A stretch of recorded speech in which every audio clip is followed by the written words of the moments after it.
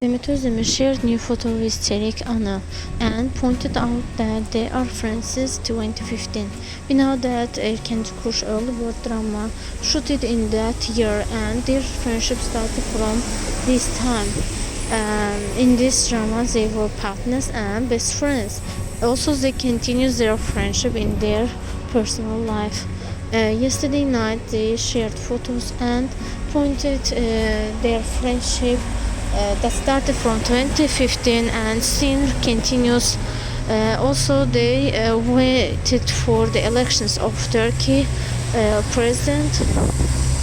We know that drama Erkenci Kuş was very famous in that time, and Demet Özdemir's partner there was Can Yaman, and this drama still going sold in many countries.